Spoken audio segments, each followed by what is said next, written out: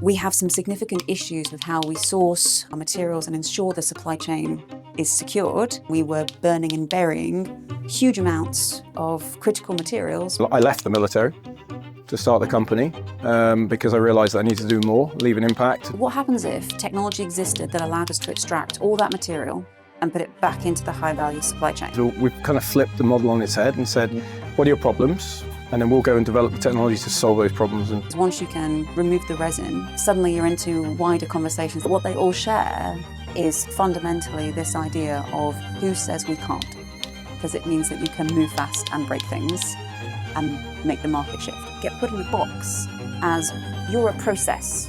You're a process to deal with waste. And I'm like, no, I'm a thing that produces a high-value product. sovereignty and supply becomes hyper important in the next couple of years. If hopefully we can promote that sort of conversation. So Sam, Jamie, I'm super happy to have you here. First interview for me at JEC 2026. Oh, we're the first? Yeah, Oh, first amazing. interview Thank you. with I feel Uplift360. Yeah. Nice. So yeah, Wow. thanks for your time. And maybe just let's jump in straight away. Tell us a bit about yourself and how you came to Composites. Sam? Yes, okay. My background is in defence. So I was originally alongside the US Air Force and then with the UK Ministry of Defence. So I was embedded alongside the military, supporting in multiple different capacities. A lot of that had to do with supply chains, technology deployments, our resources, all for operational theatres. So basically, chief problem solver. So from that lens, I gained a lot of information and understanding about what defence needs, like what some critical bottlenecks were in terms of our supply chains.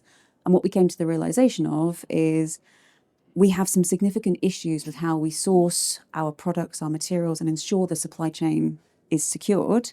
And then equally, we were digging holes and we were burning and burying huge amounts of critical materials because there was no way to extract and put them back into high-value defence applications. So that was the beginning. And I'll add to Jamie's side of the house, Yeah. which is quite a key component of all of this. Yeah. But it's a similar lens. So we actually met through Sam's husband. The reason why the company exists is because I retired from the Royal Air Force after 22 years. I just spent 2 years working for the United Nations in New York. Spent a lot of time in Africa, a lot of time on the ground. Saw the the sort of poverty and some of the problems that I guess we in the West have been passing potentially on to Africa in terms of things like waste streams and mass insecurity of resource. And as I was leaving the job, I came to the real fundamental reason, I came to a bit of an epiphany. I left the military to start the company because I realised that I needed to do more, leave an impact, have a legacy, be more impactful, and not contribute to the problem. And so I was talking to Sam's husband and Adam. We were talking something else. He said, "You got to meet my wife. She's really focused on this idea of regeneration and recycling, and in a different space." And so we had a conversation, and we were like, "Look, we should do something here." So we set a company up in May of 2021. So almost 5 years ago. Yeah. We tested the concept. So we were like, okay, so fundamentally, we can see all of these assets, which is effectively material banks that are being housed by multiple defence departments globally at major cost. We were like, what happens if technology existed that allowed us to extract all that material and put it back into the high-value supply chain? Would that be something defence could get behind? And we went to the UK Ministry of Defence and said, technology doesn't exist right now, but we truly believe there's a way to develop technology in this space to unlock that. Would this be something of interest? And there was like a core group of real visionaries in UK defence who were like, yes, we can see the threat coming down the pipeline. we can see where the bottlenecks are coming from. We can see what the challenges of the future look like. This is something we're interested in. And it took a while, but then they put the money in to help us then develop technology to extract and reuse high-value materials.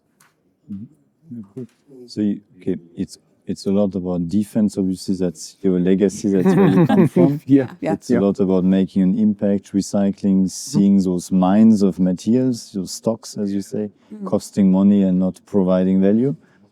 And then the question, why composites? Because I imagine there's tons of other materials. And then why composites? Why are you here today at JEC in the composites community? So it started because the UK Ministry of Defence said the first thing we care about right now, like the picture is broad, like we have so many issues, but the first thing we really care about is body armour. Okay. So cycle for body armour is like 5 to 8 years.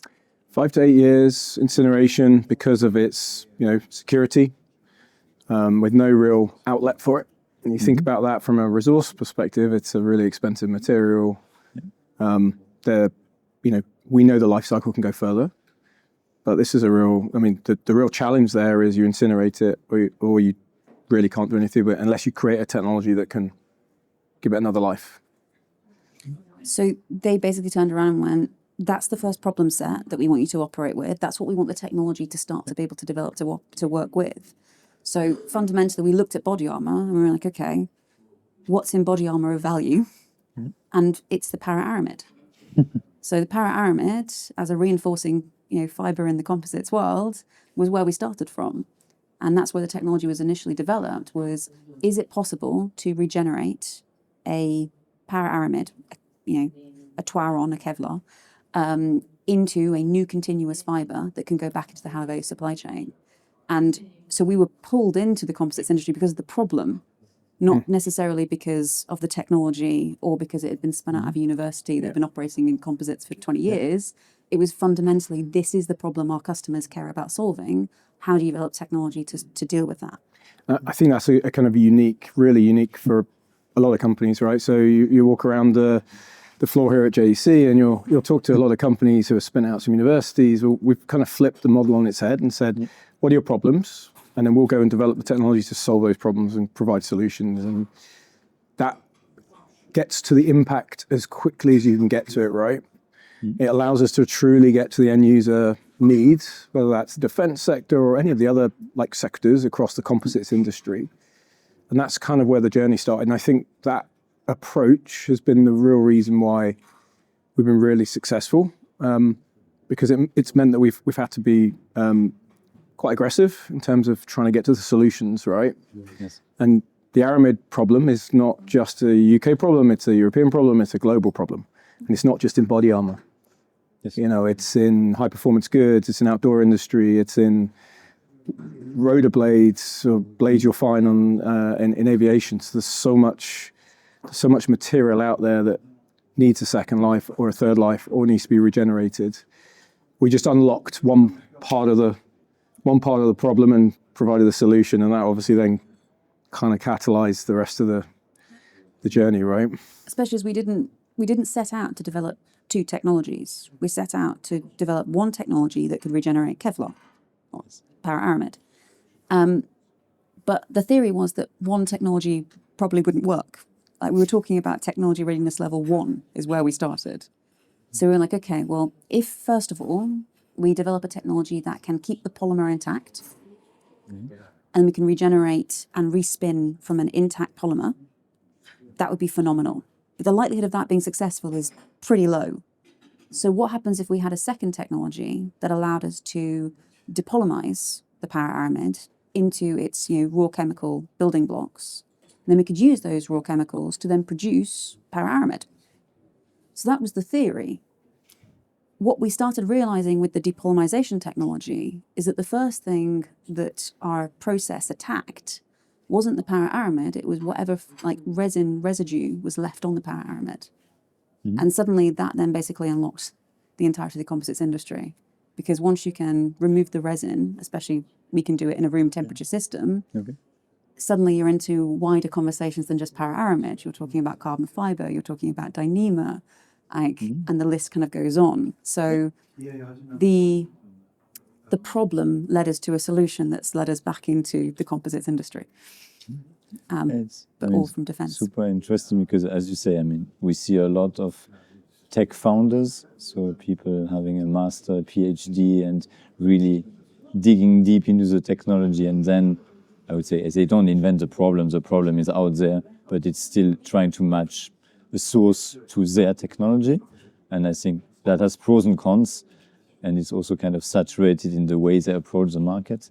And in your case, you're pretty open, and it happened that the UK the army told you, well, we have this problem as first priorities, and let's go for that. But then, why would you develop a technology yourself? And did you scout for existing technologies eventually to make it even faster?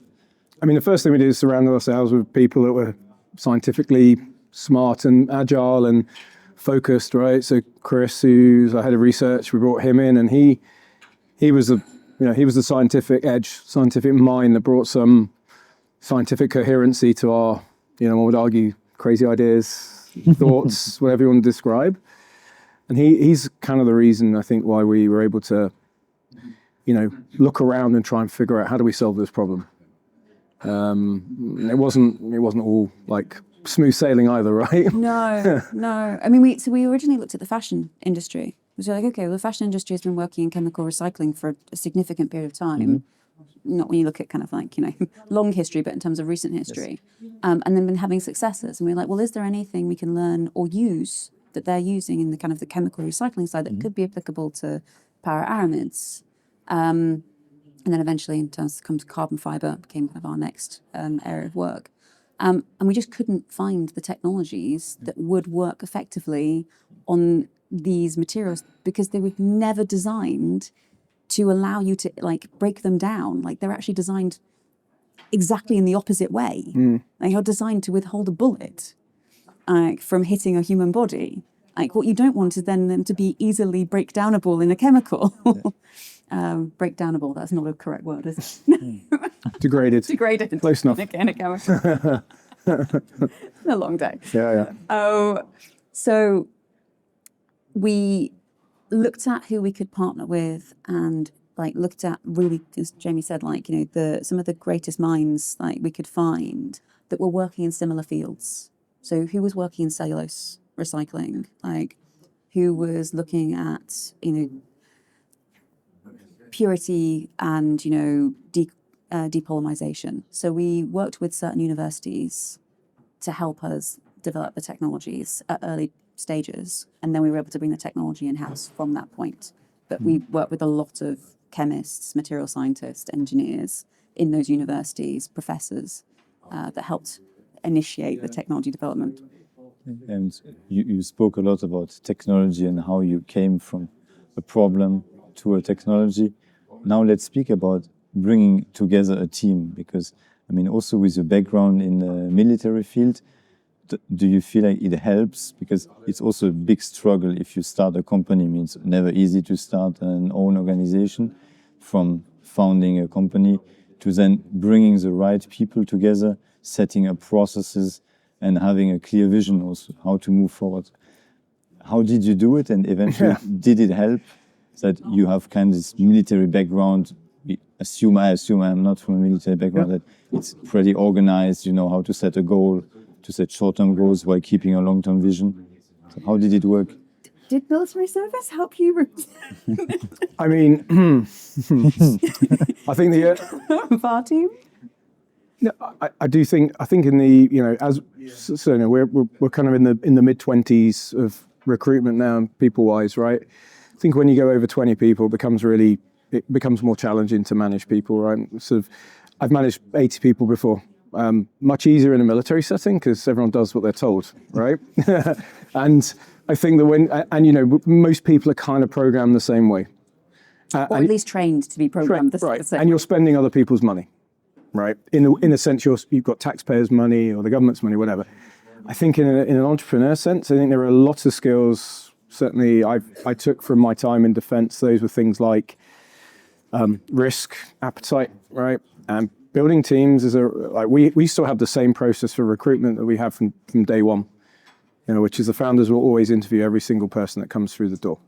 Whether we can sustain that as we get bigger, right? Neither here nor there. But for us, it's about the fit and the culture as much as the technical skill and that is a thing that I think certainly that part of the being in defense, I think you learn that quite quickly, that you have to have the right fit. Building a culture, you can't have bad culture because it doesn't allow the company to scale.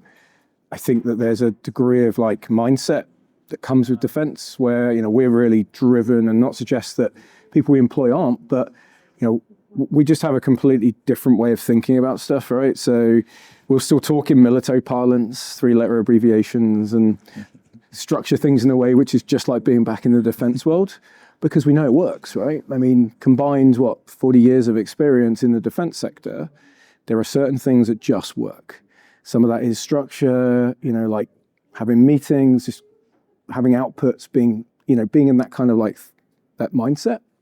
I think it's the mindset. Now, there's loads of things that certainly I have no idea half the time, and I'm trying to do, work with engineers and scientists. I work with some scientists on some really cool stuff in the military, but not this sort of team, right? Deep expertise, deep scientists, and everybody needs, has different needs and management needs, right? And it is slightly different. And sometimes that's a bit of an adjustment. But I think, over time, we've kind of put the right structures in place. We've recruited the right people. We're kind of moving into that. We're still an edgy startup, but we're moving into a little bit more of that kind of, okay, now we've got responsibilities, and we have a board, and we have investors, and there's a lot more that goes with that, right? So there's a bit more structure, I think, that goes into the business, and we're not done yet. There's a lot more to come. Right? I think what I'm going to, arrogantly say what we've done well, and there's a lot of things we've done not well, but things we've done well is we've taken what we found to be some really strong elements of how defense operates that we kind of like got brought up in terms of our careers. Jamie, longer than me. And combined 40, maybe 25-15, was that about right? Yeah. The balance it's of all experience good. is on this side. It's all good. But we've taken the bits that we think have been successful, and we've got rid of the bits that we do not like. So hierarchical structure, like absolutely you need it from a military standpoint, but absolutely you do not need it in a startup standpoint. You need people to be able to be free with their ideas. You need people to be able to like jump across structures, to be able to like be agile and move at pace. So we've taken good components, and then we've got rid of the stuff that we didn't like. And it's built this culture, which we were trying to describe it the other day. And fundamentally, we've got people from all walks of life, like all backgrounds, all ages as well, like, which I think in a startup actually is quite unique. Like, these are not, all 20-year-olds. Like, we've got people with like older kids, younger kids, like no kids, all different kind of parts of their life. But what they all share is fundamentally this idea of who says we can't. And that as a shared culture, I think, is incredibly exciting, because it means that you can move fast and break things and get stuff right and make the market shift. Yeah, I think it's a good definition of high performance, just accepting to go beyond and just challenge the status quo, which is part of being an entrepreneur. Yep. Yeah. Yep. Yeah. And of course, in this industry, it's it's either really good or not so good. I mean, we're quite disruptive. I think we're quite proud of being positively disruptive. So we enjoy the conversations where we're pushing people a little bit, or the conversations where we kind of challenge people. Why not? Why can't you do this? Why is it not possible? Tell me. What is it that's stopping you? I think half the conversations today have been very much around, that's great, but let's get to yes. Let's get to the next step, right? Let's move the conversation forward. Because it's very easy to just default to the status quo. Yeah. And of course, right now in the world, status quo is no longer, all bets are off, right? Everything has changed again. So I think what's been really interesting today is those disruptive forces that are changing the whole world right now are also the disruptive forces positively that we're able to kind of energize, right? And say to people, there's a lot happening, right? So there's opportunity, and I found that really interesting today, in like 5 hours of conversations. Okay. And I mean, part of the entrepreneur journey is also to finance it. So you mentioned at the beginning, of course, you have some kind of sponsorship from the party who tells you what is the issue. But over time, obviously, you build a company, you need more funding, and then you go to the topic of fundraising, etc. And before coming to the fundraising, how is your view from an outside perspective? Now it's an outside-inside because you are part of the community, but you still have different legacies than most of the people here on the entire recycling ecosystem. What is your point of view here? Because, I mean, when I speak with investors, they're interested into these impact topics. Obviously, they see a high-value material. They see there is a value chain with possibilities. It's not completely established. They are all players, but there are many new players, startups, SMEs, looking at recycling. Why are there so many? Why is it so complex to put together? So what is your point of view on this? Well, I mean, we have very strong opinions. Yeah, very strong. It's a very good question. Which we're going to temper, right? Yeah.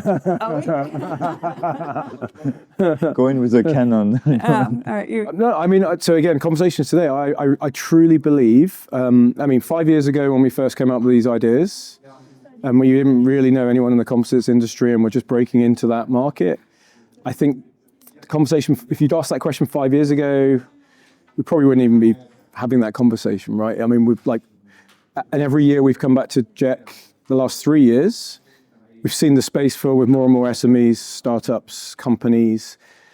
Last year was a lot about sustainability at JEC, I remember. This year is, again, maybe more on supply and resilience of supply chain, right? I think the one thing that's become really apparent is that there's a lot of different companies doing a lot of different things, right? In a lot of different material types, glass fiber, carbon fiber, aramids, and everything in between. There's so much waste. There's so much out there that there's enough space for everybody to operate in the same bubble. Mm-hmm. So rather than trying to compete in a market that feels saturated, but actually, if you think about it, if you look at the waste stream, carbon fiber is a great example. Even if we've combined all the recyclers together, we're hardly ever touching the waste. So I think actually for me, my opinion on kind of the recycling ecosystem this time is very different to last year, which is there's opportunities to collaborate, a lot more opportunity to try and talk a little bit more openly about technology within reason and try and have those conversations around, you do this bit, I do this bit. We can work together. Maybe we see materials that you want, but we can't process. Let's work together and do that. I've seen more Solvolysis companies in the last 24 hours than last year. What sort of Solvolysis are you doing? Okay, are you a competitor? Are you a potential, joint venture or someone who I can collaborate with? So I think, as I said to some of the big manufacturers today, I think we need to be a little bit more collegiate in our approach. Mm-hmm. We need to really focus on building out the ecosystem rather than maybe what I think a lot of companies tend to do, which is to try and say, well, we've got it and we can do it all. But it's not possible. Yeah. And I think therefore we can work together a little bit more in this space. And if you share the view, or if you have an alternative view. No, of course I share the view. I deeply believe in we are stronger together. Like the startup community, especially in composites, we are so much stronger together, and we appear competitive and easy to pick off because we're small, and for some of these major players, we're insignificant. So it's a lot easier to just be like, that's nice. We've got a recycling thing. We don't need you. Mm. Whereas actually, if we come together and we're like, well, actually, we can do your carbon fiber, your metals, your aramids, your dynemas, your glass fiber, we can do the whole thing. That is a very compelling proposition, which then becomes stronger and we can compete with bigger players. Personally, I have a real struggle with the word recycling. I don't think actually it is a helpful descriptor in any way. If you talk to a Torre and you say to Torre, what do you do? we manufacture carbon fiber. They're not there saying, well, we first of all take some chemicals and we put it through a cursor process, and then we put it through a line, and then we produce fibers. They're like, no, we produce a product. That is our product. I don't care how they produce the product, they produce a product. And I think the challenge like the recycling industry has had is they get put in a box as you're a process. You're a process to deal with waste. You're like, no, I'm a thing that produces a high value product. How I get there is our company business. And changing that conversation to high value product back into industry with use cases, like it doesn't matter if you're recycling or regenerating or reusing, whatever it might be, you're producing a product. And that I think should be the fundamental focus for how we change this kind of conception of sustainability and circular economy. Yeah, like you say, it's about applications and what is the value and whatever is the black box. If it's thermal, mechanical, or the X variations of chemical recycling, it's kind of a matching tool probably in the background. But what happens, at the end, it's about the output and the value you generate. Yeah. And almost now more than ever, we kind of shouldn't really care, because we're going to be forced with the supply chains that are going to be stretched now, with gasoline prices going up. Companies are going to be forced to have to look for supply that isn't a traditional supply, unless you've really stockpiled. You're going to have to really find novel ways to find, regenerated materials and materials that they can use. And that's for us, really the key, isn't it? Is that we create advanced materials that can be used when supplies are strained and when supplies are maxed out. And right now it's going to, my personal opinion is we're seeing it happen already. There's a lot of atmospherics out there on the floor about people getting really concerned about price, where we're going to get the materials from, what happens if we can't go through the Straits, what happens if China does this, what happens. So we've got to, as a collective, come together and offer an alternative solution, which is we can help you get to those materials without having to worry about offshoring. Because we can regenerate, we can create those fibers in our processes. Like Sam says, how we get there is entirely up to us. Obviously, people care about price, they care about sustainability, quality, but at the end of the day, if you need a fiber and we can create it and it meets your need, and you can't source it because supply chains are stretched, then buy the fiber from us, buy the fiber from one of our competitors. Doesn't really matter, right? It's about meeting the market where it's at. And I think we're going to see this now, and it's an evolving situation, right? Yeah, we have the topic of, obviously, costs and so on are drivers for businesses. But first of all, it's about access. I think that's a topic we hear also when speaking with investors again. You have this convergence of impact investment and defense on sovereignty topics, which is very interesting, which is also challenging due to some regulations. You cannot use impact because of some Article 49 for some defense topics, but it's changing because then what is your defense? We spoke about definition of recycling, also defining sustainability. The holistic term sustainability goes far beyond the pure financial and ecological. You have the social perspective, which is basically at the heart of European Union, how it was built. It was meant just a peace vehicle. That's a tough one. Yeah. But and that's essential if you want to live in a peaceful world. There is also here different opinions about this over time. But I think if you pull it back, as you say, like sustainability to sustain. It's life or death. As easy as it seems, but it's really going back to the basics. And then it's access, and then we go back to the topic of the mines. Where are the stocks? And we have them. We are massive users. Of course, over time, we kind of, maybe we were arrogant at a certain point and we delegated the production to outside of Europe.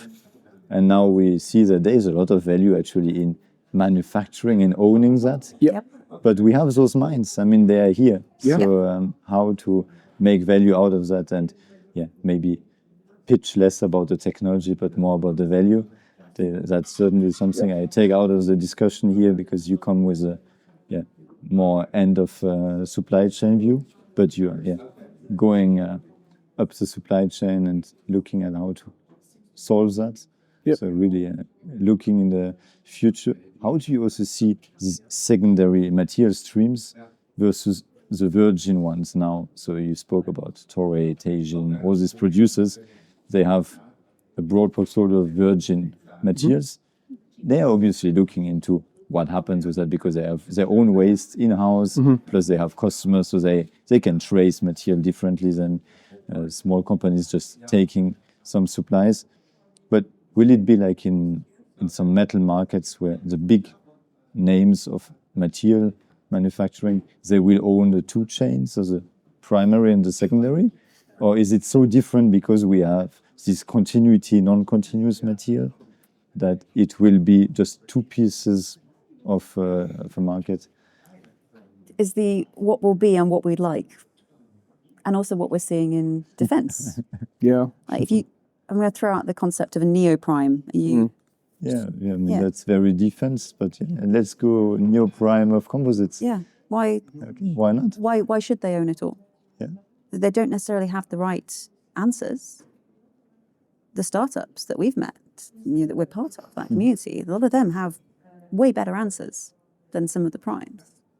So why should they? And all they'll do is they'll subsume. They're not going to develop it in-house. We're already seeing it. They're just buying up the technology from the startups. I mean, that's how it works in composites. It's acquisition. So, I mean, by that I was meaning of it, how do you see an exit strategy? Or is there no exit? Is there a new paradigm, a new model, basically? I mean, but that having spoken to a number of the manufacturers today, they don't have the resource or capability to develop their in-house technology. So they'll be looking and scoping, and there's a lot of scoping activity that's been happening today.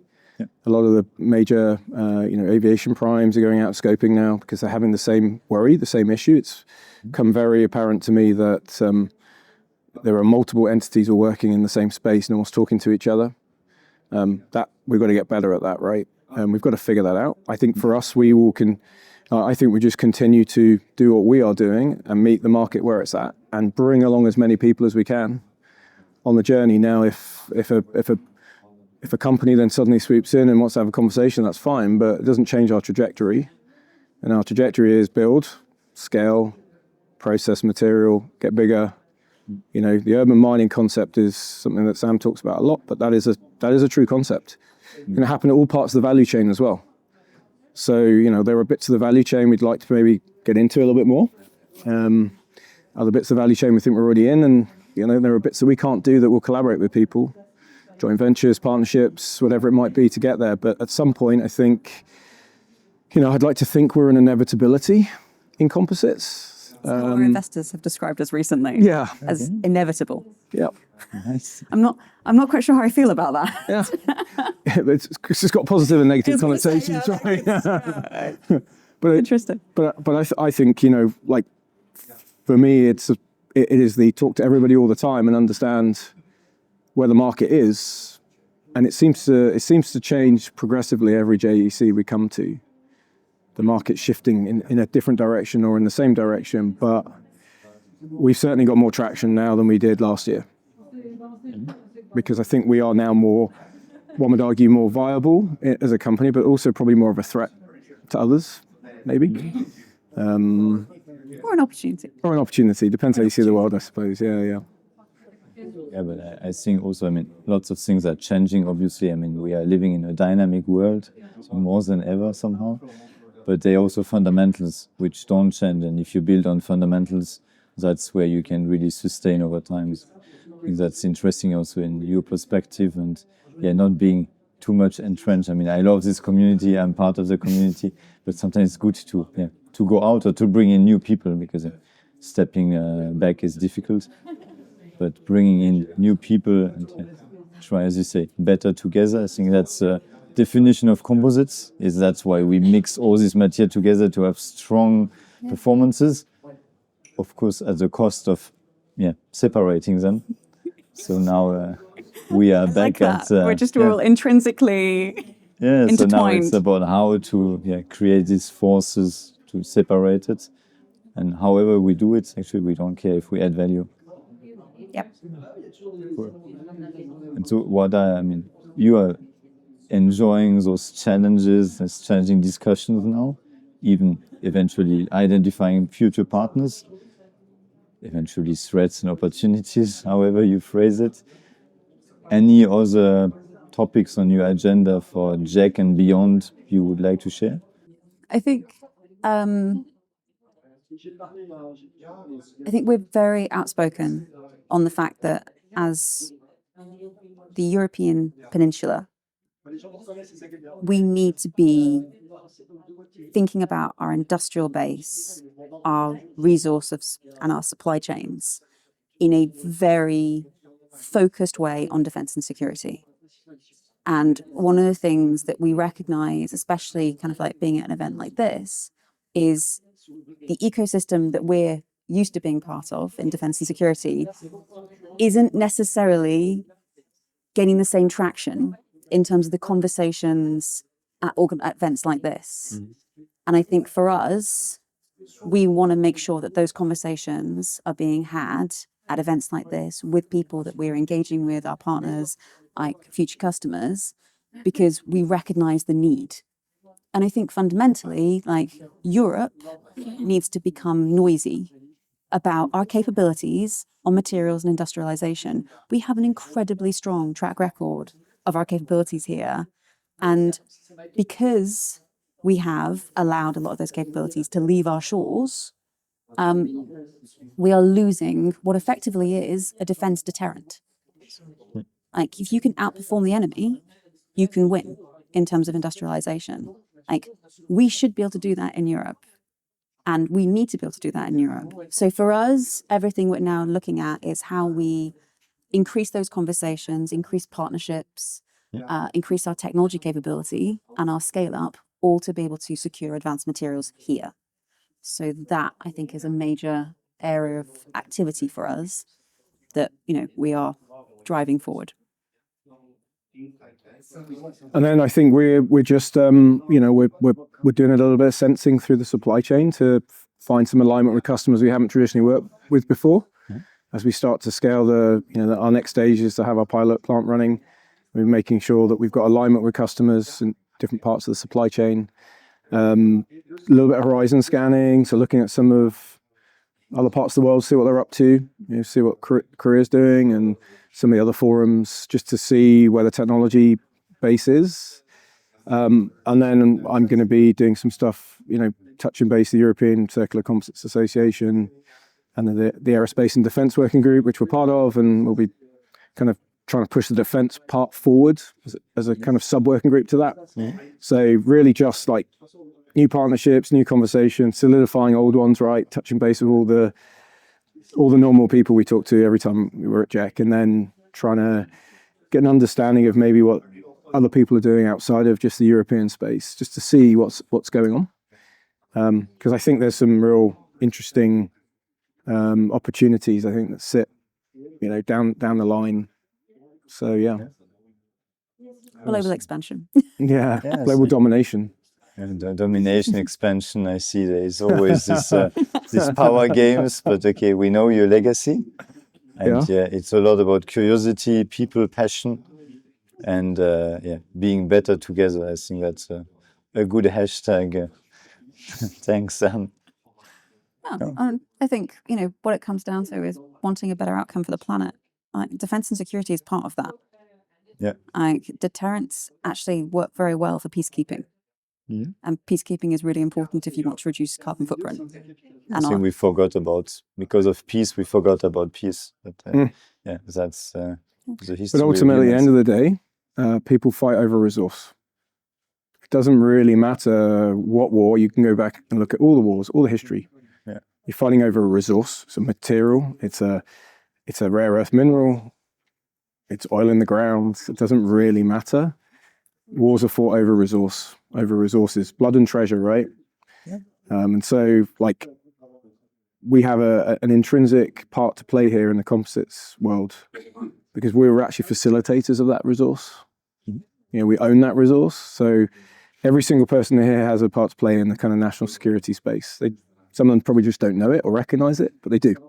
So it's a really important conversation, because sovereignty and supply becomes hyper important in the next couple of years, if not already.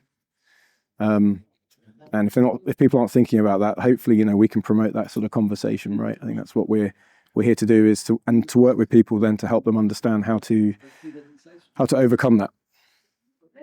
Yeah. So challenge is here to stay. So worth building on fundamentals for a better future. As simple as it sounds, but it's a lot of sweat and energy. Yeah. Yep. So good to have you part of the community, and Kind. hopefully you will bring other communities into the dialogue. Yeah. Looking forward to that. And looking forward to visiting you on site soon. Yeah, I mean, that'd be incredible. We'll definitely get you into Luxembourg and into our Bristol sites as well. Amazing. And very thanks so proud much of for your time. Both No, nations. thanks. Keep pushing, and I keep looking at you. Merci. Thanks very much for asking us to talk. Sure. Thank you.